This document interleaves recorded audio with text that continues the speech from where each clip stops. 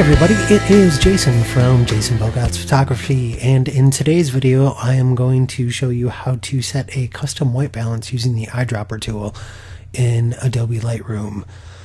On this initial image, what you'll see is I have a white card positioned in front of a Wonder Woman figure, and this white card is obviously in the same light as what I'm shooting in my main figure, which is going to be important because you don't want the lighting to shift, regardless of whether or not you're using a white balance card or a white object, like a shirt or something like that somebody's actually wearing.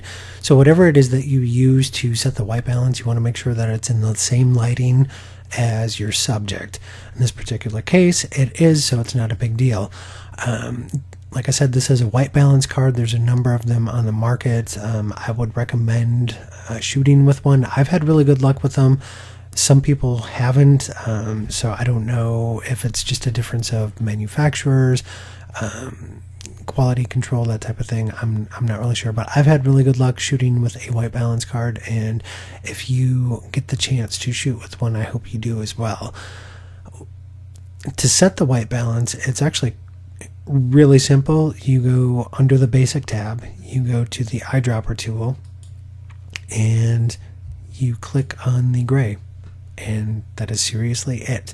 It adjusts your color temperature, it adjusts the tint as needed, and it's as simple as that. You choose the gray on the card and you're done.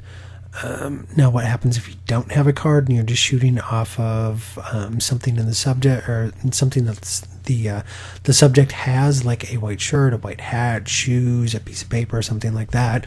Well, in that case, the process is actually identical, and what you want to do is, I'm going to go ahead and reset this. So what you want to do is choose anything that would be white within the picture, or a very, very light gray. Even like the gray in her sword here is a little bit too dark for it to work as well as it should. So in this particular instance, just using the white of her eyes, I'm going to go in and I'm going to select the white in her eye, and it's as simple as that. You just choose a point that is white, or like I said, a very light gray. I would recommend sticking with something that's white, and in this particular case, what you're going to see is that it warmed it up from approximately a color temperature of right around 5,000 to about 5,700. So it's not as exact as the gray card or the white balance card, but it does get you a lot closer. And if I zoom in, I don't know if it'll make a difference, if it'll pop it up. Yep, if I go in and actually get a little bit more precise with the white in her eye, it actually brings it up a little bit more closely aligned to where the white balance card was. It's really as simple as that. So basically, you choose a white point in your photo, and that could really be anything that, like I said, could be something that your subject is wearing, like a hat, shoes, a shirt, anything like that. If you don't have anything like that available, a piece of paper, the backside of a business card, if it's white, that'll work as well.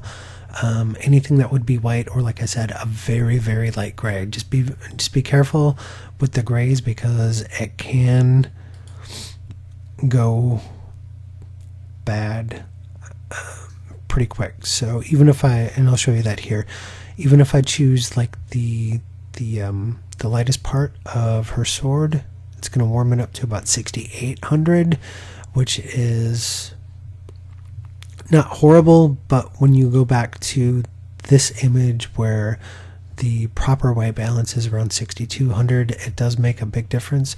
So I would recommend sticking with the eyes, because that'll get you a little closer. And that's really about it. If you have any questions, any comments, anything at all, please feel free to leave them below. I will answer as soon as I can. Thanks for watching, and have a good day.